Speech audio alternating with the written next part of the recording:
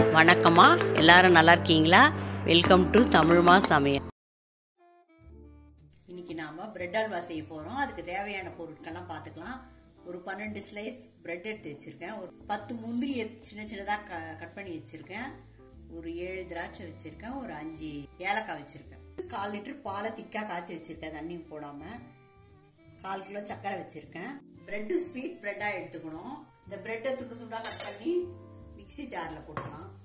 Sweet பிரெட்டா போட்டா இன்னும் கொஞ்சம் நல்லா டேஸ்ட் நல்லா இருக்கும். மிக்ஸி ஜார்ல போட்டு இதை பொடி பண்ணி வந்துடலாம். பிரெட்டை பொடி பண்ணியாச்சு. இப்போ இந்த பிரெட்டை நெய் போட்டு வறுத்தலாம். இப்போ ஸ்டவ் ஆன் பண்ணி கடாயை வச்சாச்சு. 2 ஸ்பூன் நெய் போட்டு பிரெட்டை வறுத்துக்கலாம். நெய் சூடாயிடுச்சு. பிரெட்டை போட்டு வறுத்துக்கலாம். தீயை கொஞ்சம் கம்மி பண்ணிடலாம், இல்லை தீஞ்சிடும். பிரெட்டை நல்லா நெய்யில் வறுத்துலாம். பிரெட்டை எண்ணெயிலையோ இல்லை நெய்லையோ போட்டு பொரிச்சு எடுத்தா திகட்டும். இந்த மாதிரி வறுத்து எடுத்துட்டா அவ்வளோவா திகட்டாது. பிரெட்டு நல்லா வந்துச்சு, எடுத்துடலாம். இந்த அளவு கலர் மாறுற அளவுக்கு வறுக்கணும். கொஞ்சம் முறுமுறுன்னு வரணும். இடத்துல எடுத்து வச்சிடலாம். இப்போ சர்க்கரையை ஒரு கிண்ணத்துல போட்டு கொஞ்சம் தண்ணி ஊற்றி கொதிக்க வச்சு வடிகட்டிடலாம். தூசு இருக்கும் சர்க்கரையில்.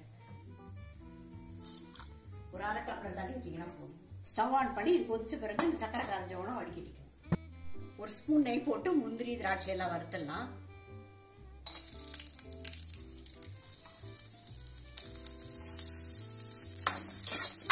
தண்ணி ஊற்றி கொதிக்க வச்சு கரைய வச்சிருக்க சர்க்கரையை இதில் ஊற்றிடலாம். தூசெல்லாம் இருக்கும்ன்றதுக்காக தான் இது கொதிக்க வச்சேன். இப்படியே கூட போட்டுக்கலாம்.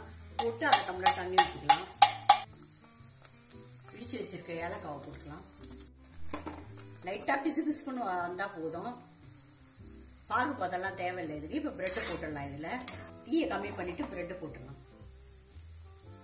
வறுத்து வச்சிருக்க பிரெட்டை இதில் போட்டுடலாம். தீயை கம்மியாக வச்சிடணும் பிரெட்டு போட்டால். இது போட்டு கொஞ்சம் கெட்டியானவனா அப்புறம் பால் கொஞ்சம் ஊற்றணும். காய்ச்சி வச்சிருக்க 1/4 லிட்டர் பால் ஊற்றணும். தண்ணி ஊற்றாம திக்காக காய்ச்சி வைக்கணும்.